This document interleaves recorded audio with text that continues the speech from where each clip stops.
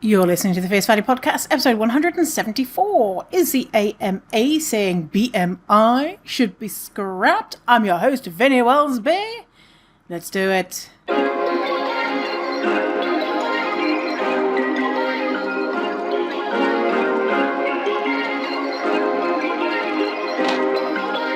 Perfect. Hello, welcome to this episode. If you don't know who I am, Vinny. My pronouns are they, them. I'm British, living in Vancouver, which is the traditional, ancestral and unceded territory of the Coast Salish people, Squamish, Tsleil-Waututh and Musqueam nations. And I'm a fat activist, and I'm your host. I'm going to be talking about stuff. Hey, most people have already listened. They're like, yeah, Vinny, we know who you are. So before we get started today, you might have noticed that you had a week between episodes. So for this month, there's going to be 2 episodes this month. And that is down to Ko-fi donations. Thank you everyone who has donated on Ko-fi to make the podcast happen, to continue to happen. An update of where we were. So 1 month ago, we were at 32 subscriptions, and that equaled $210 in income for the month. And today we're at 34, so that's 2 extra subscribers in the last month, and $240 income subscription value, so that's an extra $30 a month. So why am I talking about this? Because I am striving to make the podcast self-sufficient instead of me having to pay for it. Should have done this a long time ago instead of 170 episodes then. But what can you do? So if you would like more than 2, and then next month there's going to be 1 episode a month. If you'd like more than 1 episode a month, we want to get to $680 a month in subscription donations, and then we can have 4 whole episodes a month. So we are a third of the way there. So if you appreciate the show, if you like what I'm doing, if you want to spend your money on a fatty and fat podcast, then go to Ko-fi. The link is in the show notes, but you can just type Kofi Vinny Wellsby Fierce Fatty. I'm sure Google will point you in the right direction. I don't know, maybe not, who knows. Okay, so today we are talking about the American Medical Association? I should have looked at American Medical Association. They came out with a press release talking about BMI. Talking about BMI being problematic. Oh my glob.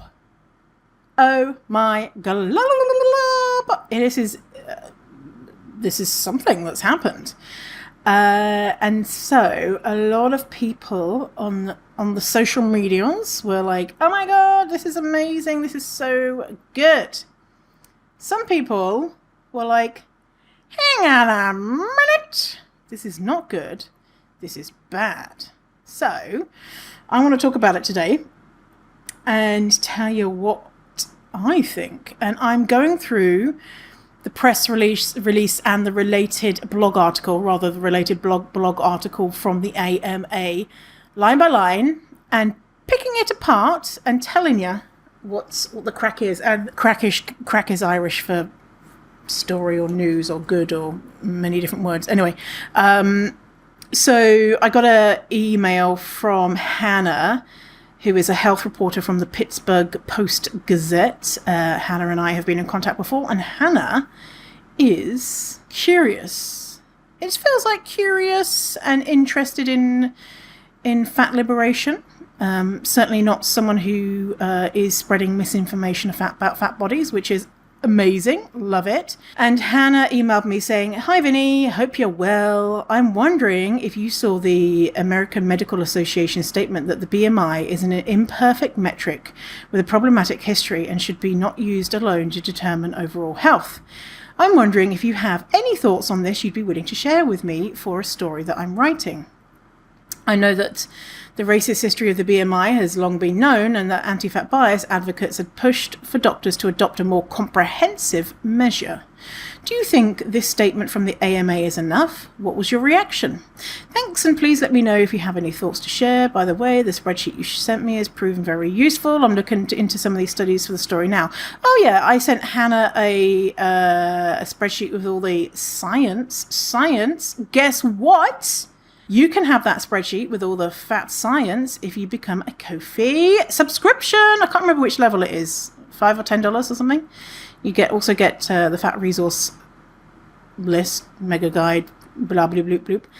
Anyway, I responded to Hannah. But before I tell you how I responded, I want to share with you what the AMA is saying. Okay? So, AMA. Use of BMI alone is an imperfect clinical measure. June 14th, 2023. 4-minute read by Sarah Berg, MS, senior news writer. So this is on the AMA website.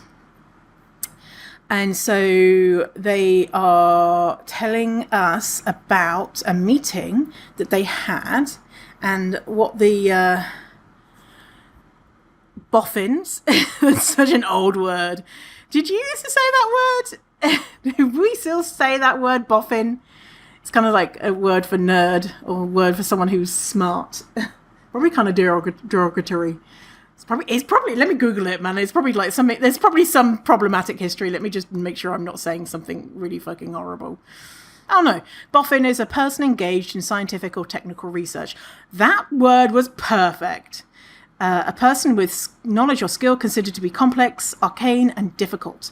Yes, okay, good. So the boffins, the AMA, had a meeting, and so let's go through. Okay, I'm going to link to the show notes. Link for the show notes for everything I'm talking about is in Fierce Fatty, fiercefatty.com/174 or in the show notes. This is episode 174.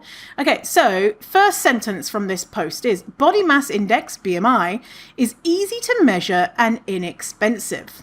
Okay, so first, my thoughts on that first sentence. Just because it's easy to measure doesn't mean that there isn't a cost.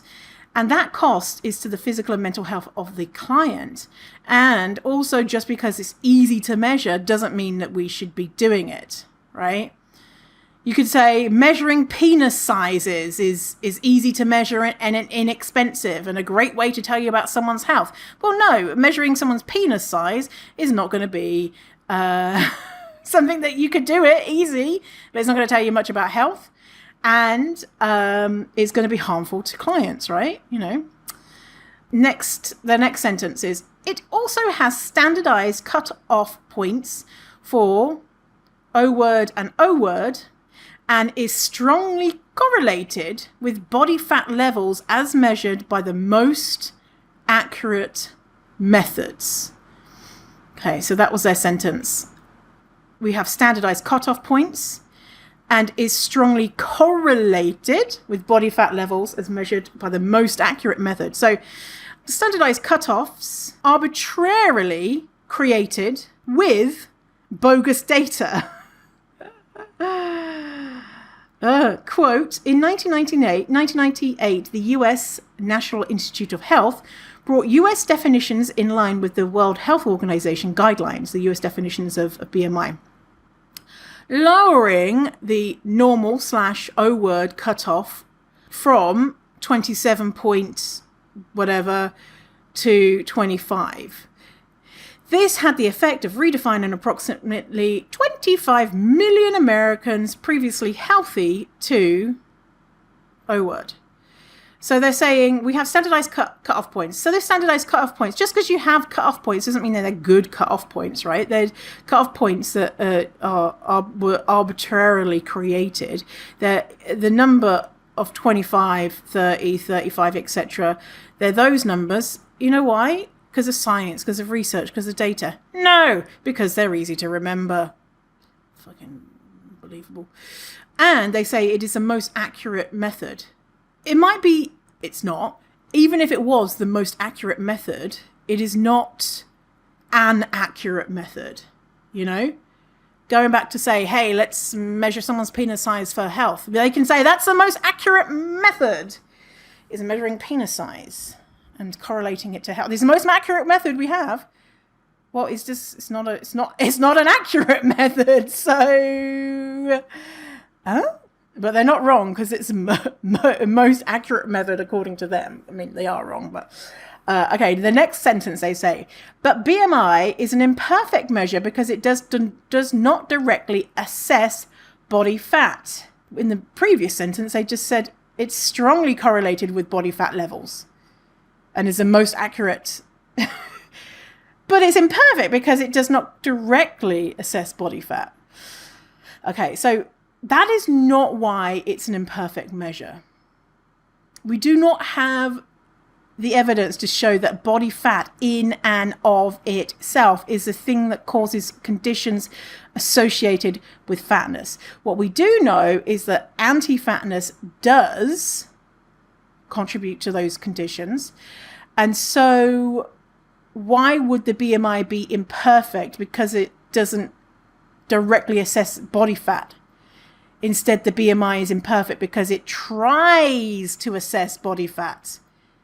So they're saying it's imperfect because it doesn't directly assess body fat, but it's imperfect because it tries to assess body fat. And it tries to categorize people. And it tries to say this is who is healthy and unhealthy by this arbitrary measure. So in the paper Weight Science by Bacon and Aframore, quote, weight cycling resulted in increased inflammation, which in turn is known to increase risk for many fat-associated diseases.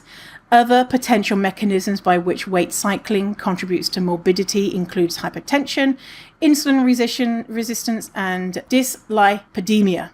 Research also indicates that weight fluctuation is associated with poorer cardiovascular outcomes and increased mortality risk. Weight cycling can account for all of the excess mortality associated with fatness in both the Framingham Heart Study and the National Health and Nutrition Examination Study. It may be, therefore, that the association between weight and health risk can be better attributed to weight cycling than adiposity itself, fatness itself. So that is the Weight Science study that is very influential, Bacon and Aframore. And so they're saying what I'm saying here, which is that, you know, BMI is not measuring weight stigma. It's not measuring the thing that actually causes harm to fat bodies, and is actually contributing towards that stigma and shame in its existence. So next line from their paper, blog. On top of this, the current BMI classification system is misleading about the effects of body mass on mortality rates.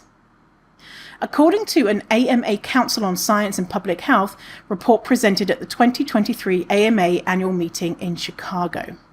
Let me tell you that first line again. The current BMI classification system is misleading about the effects of body mass on mortality rates. Yes, correct. The BMI is misleading about body mass on mortality rates. This is called the O-word paradox. So, study O-word people live longer.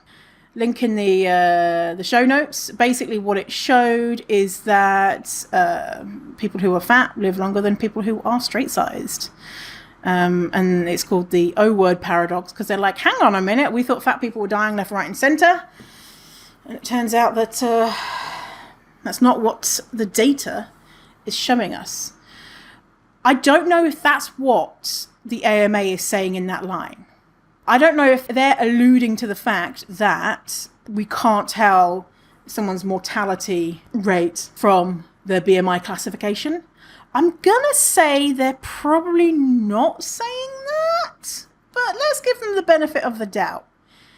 They continue. Numerous comorbidities, lifestyle issues, gender, ethnicities, medically significant familial determined mortality, factors, duration of time one spends in a certain BMI category, and the expected accumulation of fat with aging are likely to significantly affect interpretation of BMI data, particularly in regard to morbidity and mortality rates, says the council's report. Okay, well, because that sentence becomes after that, the other sentence, I'm going to say that they are saying that because people are complex, the BMI classification system is misleading. They're saying because people are complex. They're not saying the data shows that fat people live longer than, quote, normal weight people. And what is the hugest thing that they are missing with that list of things? Anti-fat bias. Basically, they're listing out the consequences of fat hate, and then also natural reasons, fat people are fat, and saying there's an issue with that, like, hey, gender, ethnicity, whatever, reasons why someone is who they are, and then consequences of weight bias, fat hate.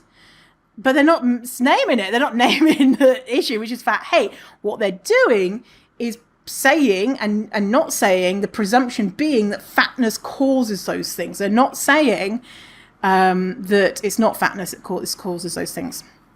Okay, continuing on. Further, the use of BMI is problematic when used to diagnose and treat individuals with eating disorders because it does not capture the full range of abnormal eating disorders. So I'm trying to work out what they're saying here. Let me read it again. Let's see if we can try and work out what they're saying. Further, the use of BMI is problematic when used to diagnose and treat individuals with eating disorders because it does not capture the full range of abnormal eating disorders. So are they saying that atypical anorexia, that diagnosis is fucked up? So atypical anorexia is anorexia in fat people. And it's far from atypical. Atypical means not typical, because most people who have anorexia are in smaller bodies. I think it's something like 4 or 6%. Yeah, 6%. So 6% of people who have eating disorders, not just anorexia. 6% of people who have eating disorders are in lower weights. And with anorexia, the majority of people who have anorexia are not lower weight people. Okay? And so are they saying here that if we are using the BMI, we're not going to capture atypical anorexia and that diagnosis is fucked up? Are they saying that? Or are they saying fat people have eating disorders and that's why they're fat, and that their eating disorder is binge eating disorder, and that BED, binge eating disorder, means someone eats too much food, which in reality is a restrictive eating disorder? Are they saying that the BMI does in some way capture some range of eating disorders? Because they're saying because it does not capture the full range of abnormal eating disorders. How can the BMI be used to capture any eating disorder? How? How can you look at someone's body weight and know if they have an eating disorder? How can you say the BMI is going to tell you that a fat person has an eating disorder, presumably BED, because that's all that apparently that fat people can have, which is not true. And as well, BED is a restrictive eating disorder. So what are they trying to say? Okay, so next, for adults, measuring BMI and waist circumference may be a better way to predict weight-related risk. Huh? What? Measuring the BMI and waist circumference. According to who it's better? According to what science? Waist circumference? What? You know that whole thing like carrying fat in your belly or in your waist is higher risk. It's all bullshit, by the way. But for children, there is no good reference data for waist circumference. There is no good reference data for adults. Which makes, get this, because we can't do waist circumference on kids, that means BMI for age is the gold standard. Hang on a minute. They have spent the last paragraph saying BMI, here's the limitations. For kids, they're like, we don't know how to measure kids, so let's just stick with the BMI. In fact, it's the gold standard. I mean, make it make sense. Make it make sense. Why is it they're saying it's not great? We're just going to fuck it. We're just going to use it on kids because we can't think of anything better. How, I mean, and as well, like the waist circumference, how does that measure fat? Because that's what they say. The BMI is not good at measuring fat. How would a waist circumference measure fat? My brain is like... Also, we don't need to be measuring body size at all. Gold standard for children. Why? Okay, they continue. There are numerous concerns with the way the BMI has been used to measure body fat and diagnose O-word. Yet some physicians find it to be a helpful measure in certain scenarios. And then, I mean, they go on to saying how the BMI is harmful. But in that previous sentence, they're saying, but it's not so harmful that it's not still the gold standard for children. And we use it with adults alongside waist circumference, which again doesn't measure fat. Not that we need to measure fat, you know. We need to be looking at health indicators. And so, okay, so they're saying that some doctors like it. Said AMA immediate past President Jack Resnick Jr., MD, quote, it is important for physicians to understand the benefits, what benefits, and limitations of using BMI in clinical settings to determine the best care for their patients. I would like to know what circumstances it is a helpful measure. Like, name them out. Or is it just on the doctor's whim when they want to stigmatize the patient? Or is there going to be a standard usage going to be developed? Like, you're allowed to use the BMI in this time. This time it's okay to stigmatize the patient and harm the patient. But in this time it's not. Like, what? This is the whole thing is flummoxing me. So they're like, BMI is problematic and not useful, but still use it and cause problems and harm people. But at your discretion. Ugh. Okay, continuing. The House of Delegates adopted new policy recognizing the issues when using BMI as a measurement because 1. Of the historical harm of BMI. Of the use of 2. I'm putting the numbers in 2. Of the use of BMI for racist exclusion. 3. BMI cutoffs are based primarily on data collected from previous generations of non-Hispanic white populations and does not consider a person's gender or ethnicity. In other news, the sky is blue. Next, they'll be telling us that they discovered the Earth is in fact round and not flat, or that gravity exists. Yeah, we know. This is old news. Them saying the historical harm of the BMI being racist. Also, totally cool that they thanked the fat and black and other racialized and marginalized groups that taught them these facts. And those of them that have been violently harmed and killed by the AMA decisions and policies. It's like, who taught you that? You know, where did you learn this stuff from? Oh, don't mention the people you learned it from, because then that would have to, you'd have to recognize that you were the ones that were causing the harm and that you have killed the people who who have graciously shared that information with you. And coming out now in 2023, when we've known this stuff for so long, 200 years, the BMI has been about.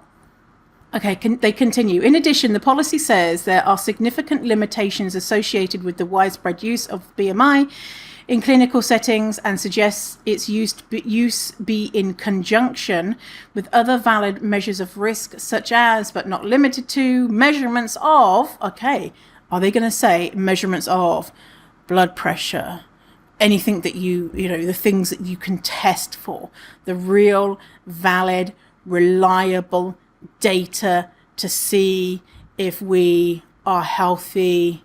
What are they going to say? We're going to measure visceral fat, body adiposity index, body composition, relative fat mass, waist circumference, genetic and metabolic factors.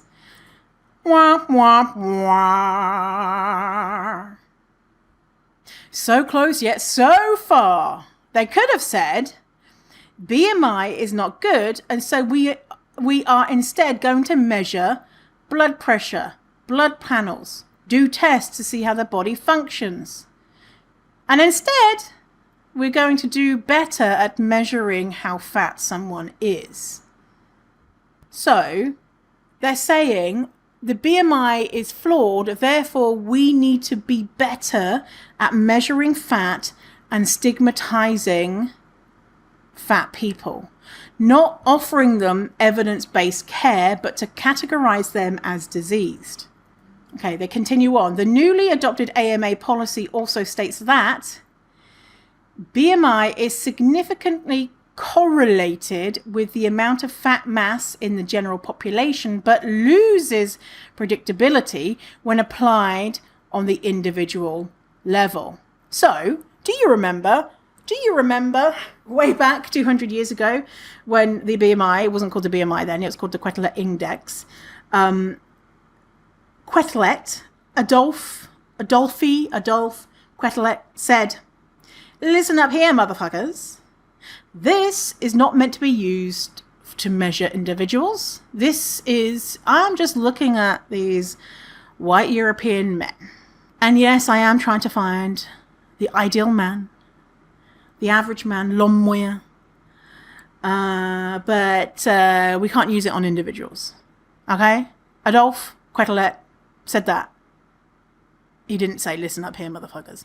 But a roundabout way said it is not good to use on individuals. And AMA, 200 years later, are like, scratching our heads. Maybe, listen up here to this wild idea we've got. Let's maybe not use BMI on individuals.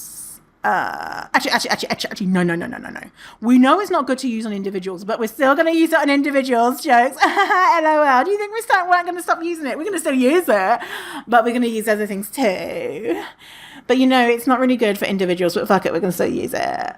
Yeah, we came up with that. Yeah, totally. It was totally us, yeah.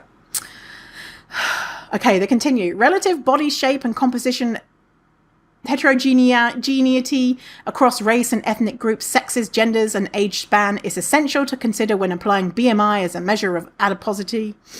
The use of BMI should not be used as a sole criterion to deny appropriate insurance reimbursements. Hold on now, let's read that last sentence again. The use of BMI should not be used as a sole criterion to deny appropriate insurance reimbursement. Let me rewrite that sentence for what it should be. The BMI should never be used as any criterion to deny appropriate insurance reimbursement. They're just saying, use the BMI, go girlies, use the BMI, but then also use something else too. Waist circumference, totally, yeah. Like, do they understand what they're saying here? The BMI should not be used as any criterion to deny reimbursement. And as well, they're saying deny appropriate reimbursement, right? They're saying this person should be appropriately reimbursed, but we're going to use this thing that we're saying is problematic as something to deny them, plus another measure, whatever you think is best. Who knows? Measure the penis. Who knows? We're just picking out shit from our brains, Okay, continuing, the AMA will support further research on the application of the extended BMI percentiles and Z scores Z-scores is like the average scores, like I say, in a bell curve. Percentiles and Z-scores, and its association with other anthropomorphic measurements, risk factors, and health outcomes. So further research in order to further research on the application of BMI. Why? Why do we need further research on the BMI? The BMI is bullshit. And they say as well, efforts to educate physicians on the issues with the BMI and alternative measures for diagnosing O-word. Diagnosing O-word. Sounds like they are running into the very issue that their panel of experts pointed out to them in 2013. How can you diagnose someone with fatness when the only shared characteristic of this disease, quote, disease, is body weight and nothing else? So how can we diagnose someone with O-word when there's only one shared characteristic? And every single person who is fat will have different health outcomes. Their own experts told them, we cannot say that fatness is a disease because of that. So in 2013, here's a quote from a piece of literature. It's called, "Is O-word a disease or a behavior abnormality?"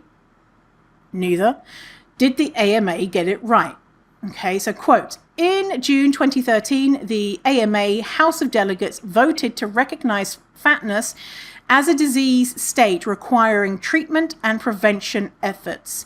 A number of other medical societies had sponsored a resolution to support this idea, including the American Association of Clinical Endocrinologists, the Endocrine Society, the American College of Cardiology, the American College of Surgeons, and the American Heart Association. The National Institute of Health had declared fatness a disease in 1998, and the American Fat O-word Society did so in 2008. Yeah, surprised they did that, because the AMA is thought as the most influential medical association in the country, their statement is expected to have significant influence on healthcare policy through effects on insurers, industry, and lawmakers. The stated purpose for this decision is to improve research into the causes of fatness, leading to improvement in methods to prevent and treat it, ultimately improving patient health and outcomes. That is not what the outcome was. The outcome was more money to eradicate fatness. This decision would be expected to improve insurance coverage and reimbursements, ding, ding, ding, ding, to provide for treating individuals with fatness. In addition, this change in public policy by the AMA supports the concept that fatness is a serious disease that requires treatment, and also removes the stigma currently associated with fatness, i.e. it's not just a poor lifestyle choice. It does not remove the stigma. The AMA decision is controversial since the AMA's own Council on Science and Public Health in 2012 said that there was not sufficient data to support calling fatness a disease. And now, here we are, 10 years later. 10 years later. They're still like, how can we diagnose someone with fatness? What are the shared characteristics? What are the outcomes of this disease? What is common amongst all of these fat people? Nothing apart from the fact that they're fat. Okay, well, fuck it. Let's just make it a disease. LOL. Okay, continuing. Additionally, delegates modified existing policy on the clinical utility of measuring BMI, body composition, adiposity, and waist circumference to support, quote, general emphasis on physician educational programs on the risk differences within and between demographic groups at varying levels of adiposity, BMI, body composition, and waist circumference, and the importance of monitoring these in individuals. Okay, so what they're saying here is between different groups of people, the risks are different. So basically what's going to happen here is that doctors are going to harass racialized people mainly more, and then other marginalized people even more than they normally do about being fat, which is going to cause even more harm. So the thing is, right, stress is bad for our health. What is a big source of stress? Living in a society that marginalizes you and excludes you. People who have more marginalized identities on a population level experience more stress. Fat Black people, they are identifying as higher risk. Therefore, they're adding to the stress by saying we need to measure your BMI and your waist circumference, and we need to tell you to not be fat. When the causes of the stress is a thing that's happening in that very moment, which is telling the person not to be fat. It is when they walk out of the office and they experience racism and exclusion and whatever other identities that they have, adding on to that.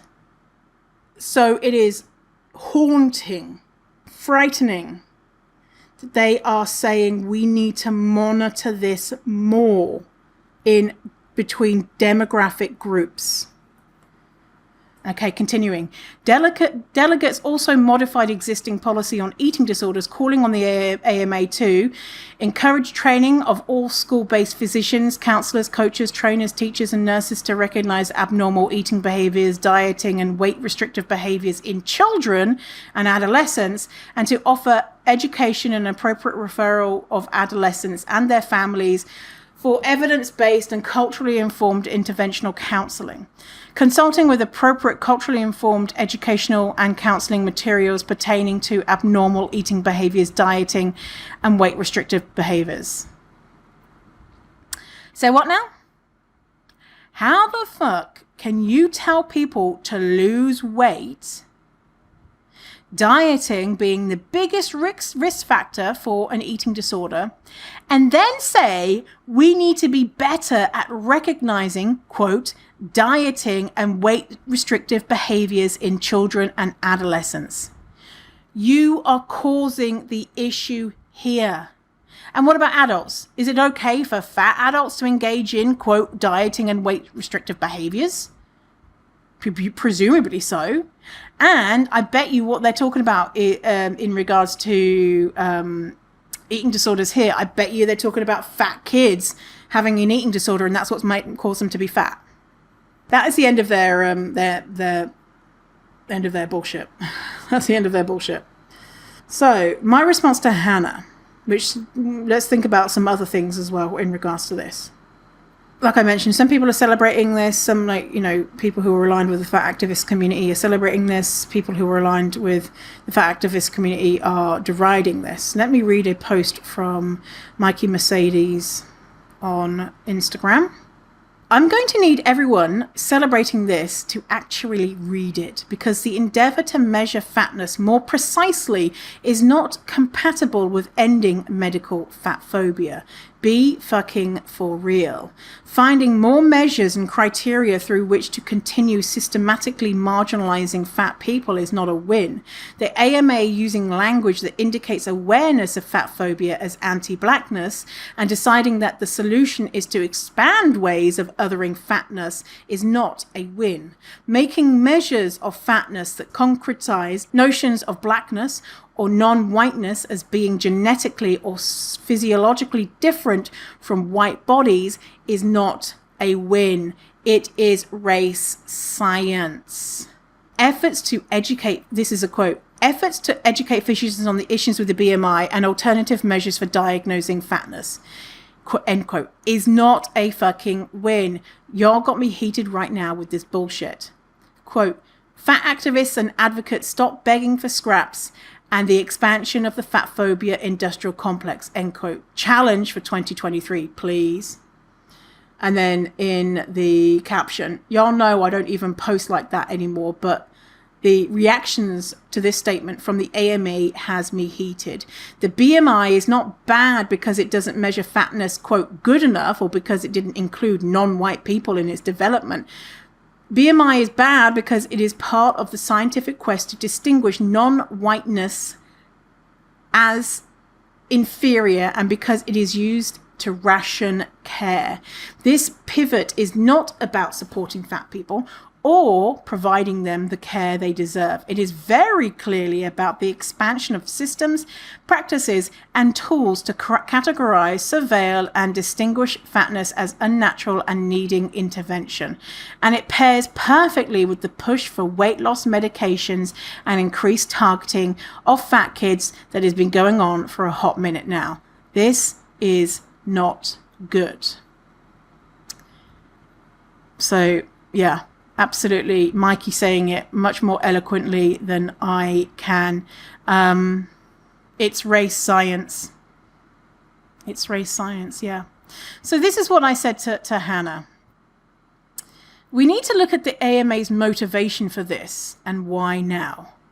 Remember in our last emails, so I was emailing Hannah about... Hannah emailed me and I responded about pseudo fat activists. They're not real fat activists. They are people who are O-word eradicators. And so AstroTurf corporations, companies, organizations created by weight loss companies to advocate for fatness to be a disease. And so that was what Hannah's article was about.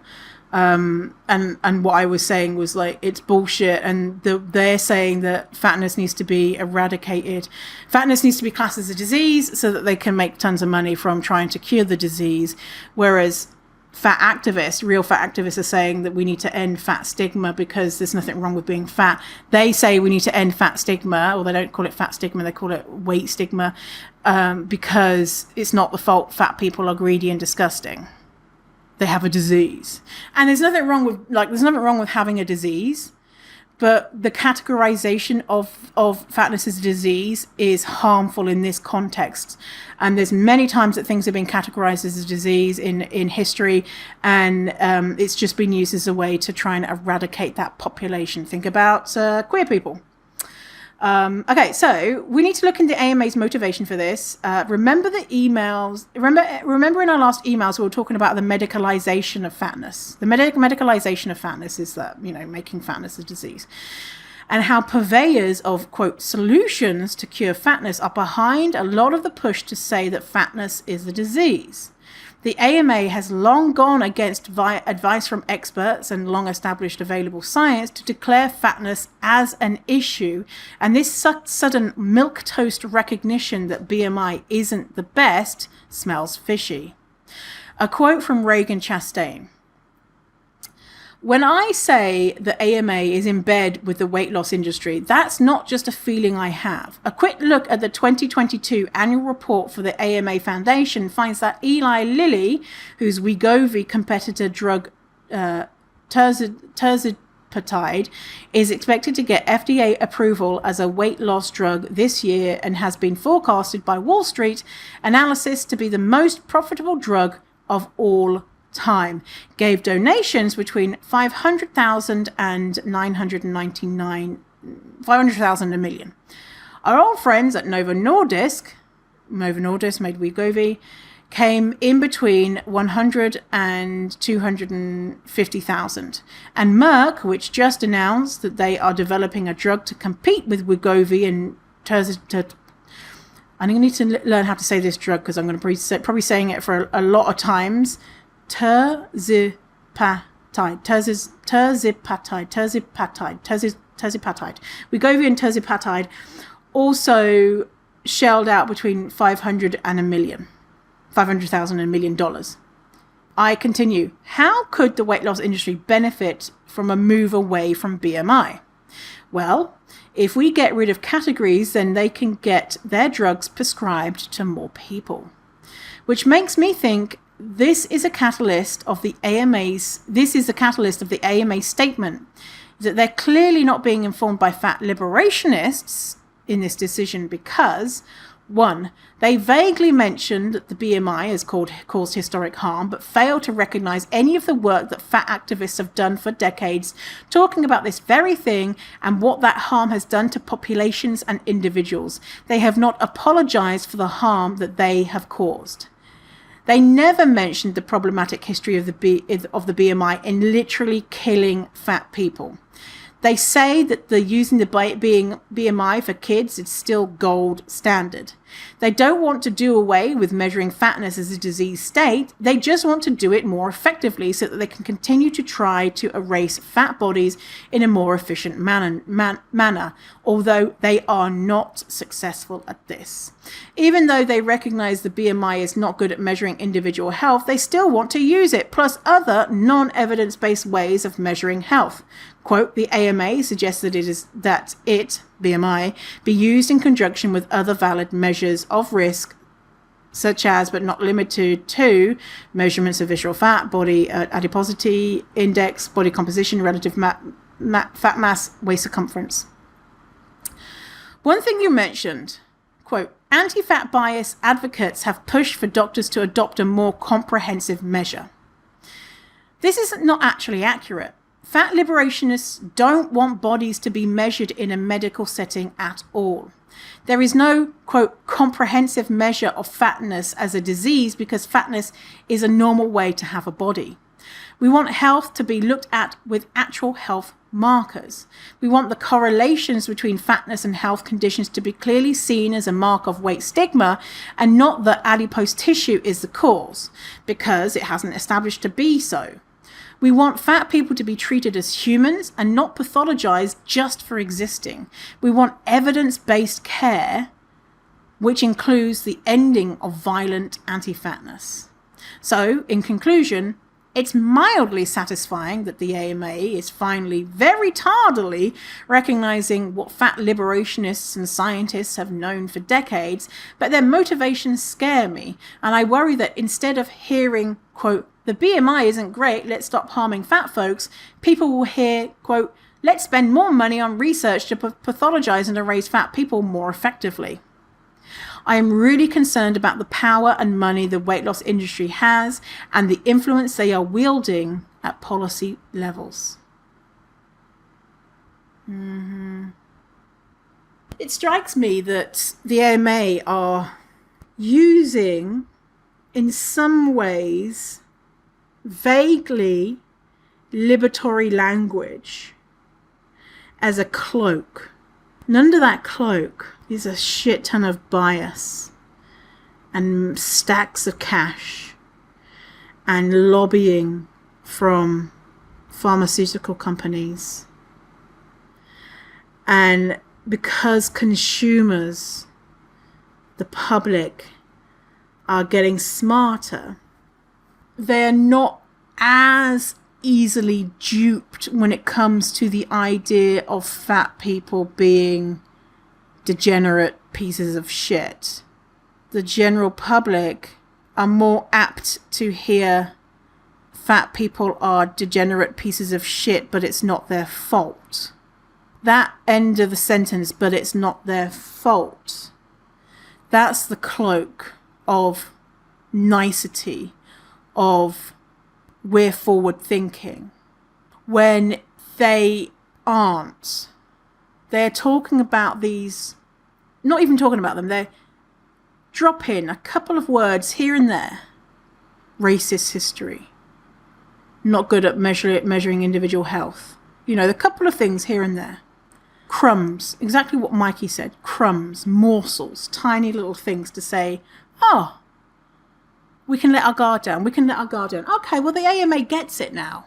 And I think that's the thing, is why Mikey was so frustrated, is that we see this little thing, okay, and we're rightly so. We see that cloak of language that we understand, right? Those words, those, you know, they ring out, and we say, oh, they get it. Okay, they get it. The AMA gets it. BMI is bad. Holy shit. We've been saying this for decades. Wow, they get it. Like, so the headline is BMI is bad. It's problematic. It causes harm, right? We could take those few sentences from the whole thing. That's why I wanted to read the whole freaking thing out, go line by line and say, what are they actually saying? And what they're actually saying is we intend to be better at causing harm. I'll write that down. This class is a good one.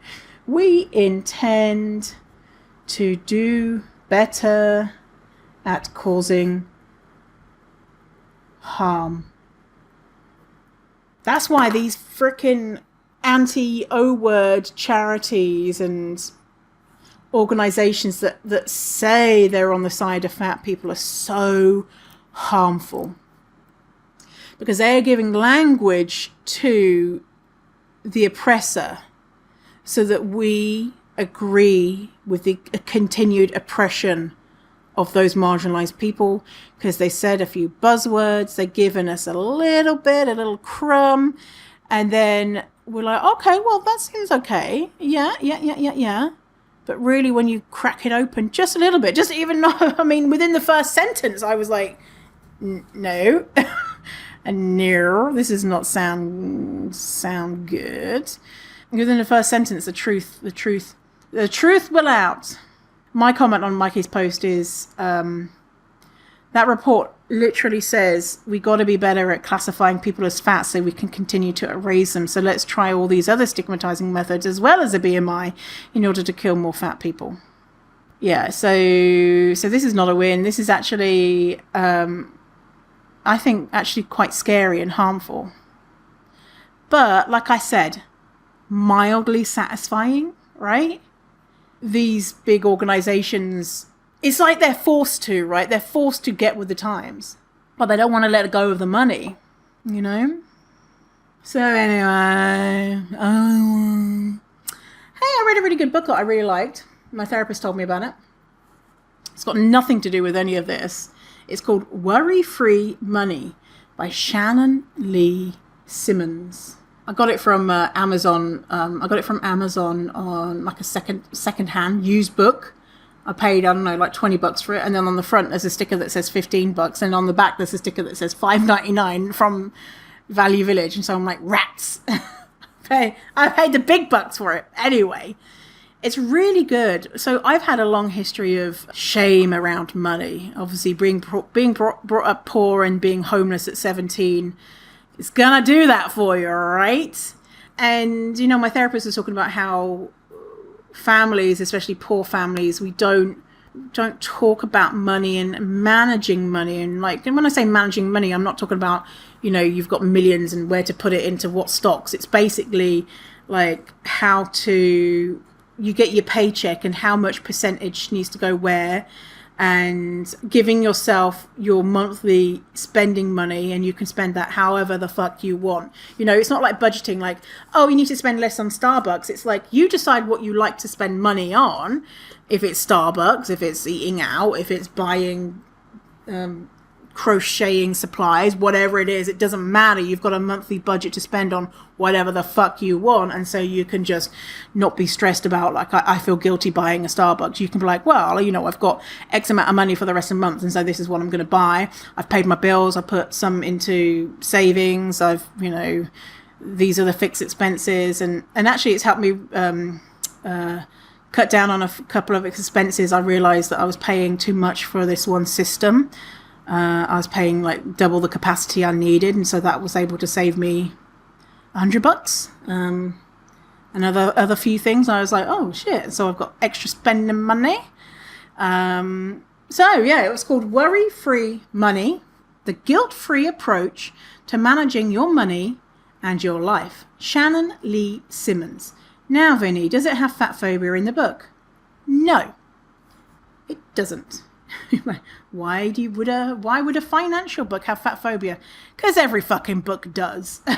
swear I swear. The last book I think I read that was finance book, I think it was called Rocket Fuel. It was about like managing your business money.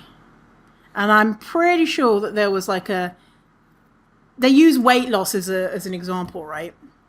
In here, someone says that they value buying organic food. That's important for them. That's the only mention of food is one of her clients says, I like buying organic food. And that was it. And so certified, bullshit free, no fat phobia, one mention of organic food, but no judgments. It's just someone likes eating that.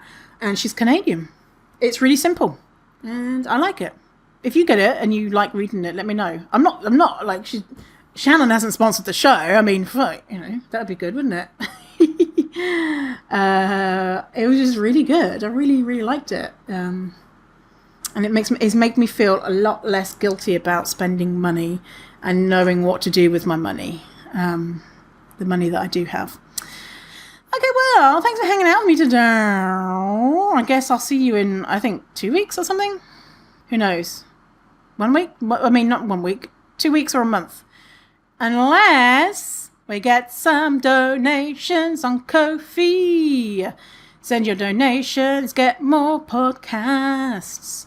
Or don't send donations and don't get podcasts. You might be saying, Vinny, we don't want no more podcasts. And that's cool. Just don't send no money. And you won't. You will. You'll still get one podcast. Yes, they'll get one podcast. Well, thanks for hanging out with me today. I hope you have an amazing day. Thanks for being here, Fierce Fatties and Fat Allies. I think you're great. Thanks for chilling out with me. And I'll see you on the next episode of the Fierce Fatty Podcast. Tatty bye. See you later. In a while. Crocodile. Alligator.